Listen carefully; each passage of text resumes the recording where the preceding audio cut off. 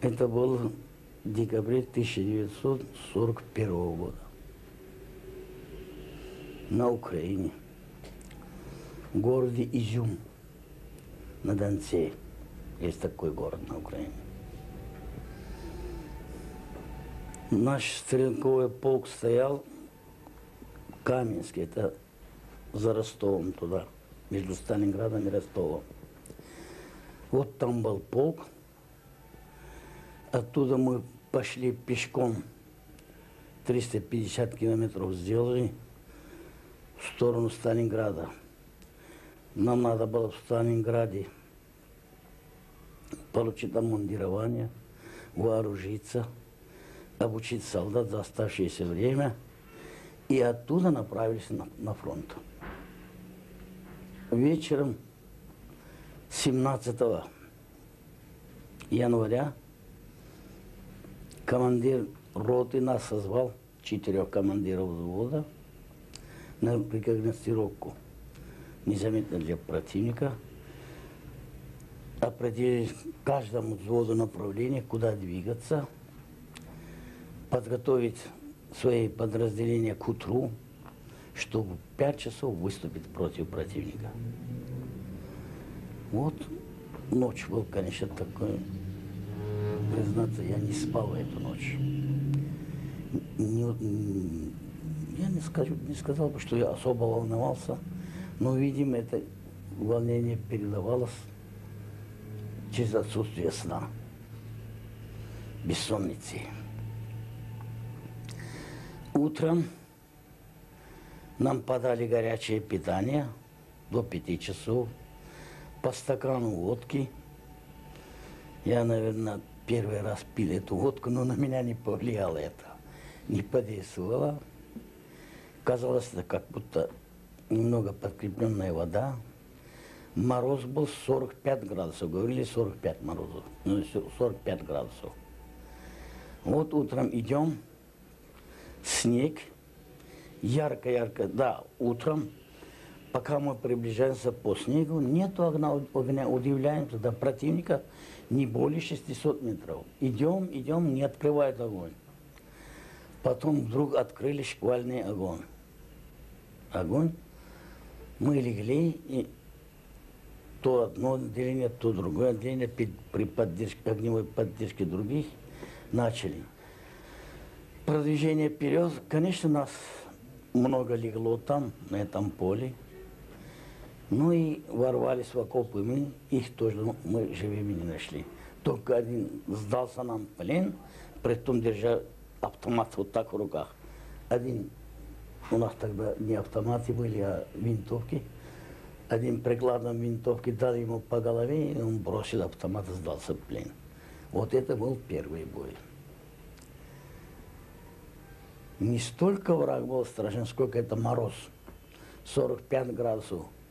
Были подшлемники, мы закрывали эти подшлемники, что улицу было тепло, а тут образовался лед. Поэтому выбрасывали подшлемник, и все равно без этого тоже невозможно. Снова надевали. Не только ему, но и нам. Нам тоже нелегко было. Я же тоже южанин, не привык к таким морозам. У нас максимум градусов 10, бывает в горах мороз. А тут сразу 40 градусов. Плодовые деревья растрескались там, на Украине. Вот такой был первый бой. Это был последний бой. Шел снег, это уже то было в этом, как оно называется, на Полтавщине первый раз. С Изюм-Барвинкова направили до Изюм-Барвинской операции шли в то время. В этих операциях я участвовал, наступательные операции. Не очень-то удачные, потому что авиации не было, артиллерии не было, мы просто с винтовками воевали. А второй раз, это последний бой был на Дону. Мы оттягивали со Сталинского фронта, Сталинградского фронта на себя немецкие силы, на помощь нашим войскам. Вот последний бой был где-то 21 или 23 декабря того же 42 года. Начал я в начале, а кончил в 43-м году, тоже в декабре. В декабре вот мы взяли село Чернышевское, по-моему, так называлось это село, на возвышении это, станица такая. Мы поднялись туда, на окраину, и вот в это время угол такой, вот как какие-то кривой такой угол хаты, и отсюда бьет пулемет, и отсюда бьет пулемет. Это улица так. Стою на углу, и в это время подходит командир моей роты, говорит: я ранен, перевяжи, пожалуйста, мне ногу. Я говорю: ну как перевязать? Нас обоих убьют, говорю. Невозможно это. В это время от времени бьют, пули летают вот так. Потом я говорю, сильно мне показалось, раздробили это плечо. Я говорю ему, да, образовалась там лужа крови, вижу, лишаю сознания. Я говорю, я сейчас сознание лишусь, упаду, дай, говорю, перепрыгнуть туда вниз. Попытаюсь уйти туда, побежать туда, чуть ниже. Он ничего не говорит. Да, говорю, отпусти меня на силу. Вырвался и прыгнул сразу, и оттуда, и оттуда. Стреляют, но мне удалось проскочить. И он, бедный, упал. Оказывается, ему сердце пробило, а мне плечо. Там санитары подобрали меня, положили в лодку и впряженные в собаки, и после меня повезли. Вот так. Война, между нами говоря, это очень страшное дело, аморальное дело. Это, говорят, продолжение политики иными средствами. Вот эти средства очень хорошие, антигуманные. Как не убивать? В 1942 году я ранен вот сюда тоже, в эту руку, это тоже перебито. В этот день, утром мы начали наступление, вечером пошли в наступление в один хутор, селение там украинское. Там один пулеметчик нас косил.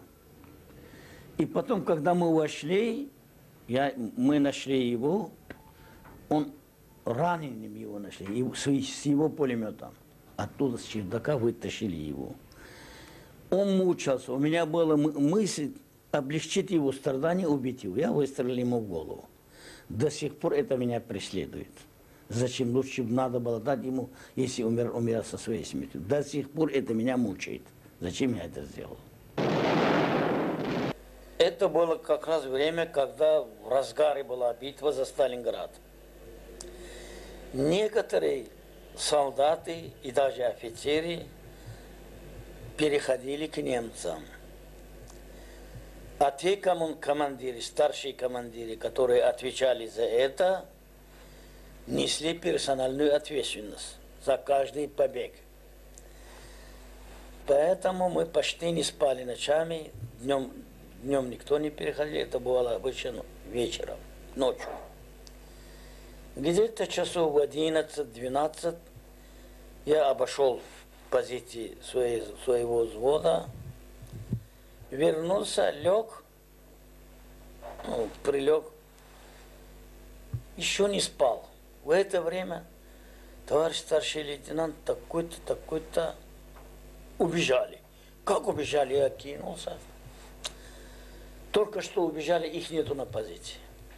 Пошли, искали, там бурьян высокий. Мы погнали за ними. Если бы я их поймал, без суда следствия я бы их на месте расстрелял. То есть такой закон был, да? Ну а как же? Меня должны судить за беспечность, за то, что я не следил.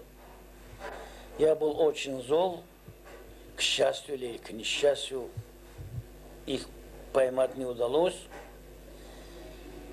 Потом завтра же вызывает начальник особого отдела, там уполномоченный особого отдела был Дубов, вызывает, напишите объяснение, как было, что было. Я говорю, вот так было. Почему не следили? Это разве не я говорю, следил, честное слово, вот так, не по моей вине. Он ничего, он сказал, ну что ж, отдадим, говорит, по суду. Хорошо. Через некоторое время, через несколько дней, 10, наверное, 15, повестка военную прокуратуру, явиться в военную прокуратуру в штаб дивизии. Это километров, наверное, 7, 8 или 10. Поехал туда. Там были такие юристы хорошие. Посмотрели, наверное, там другие тоже показания были. Это прощение. Ладно, говорит, идите, не будем вас привлекать.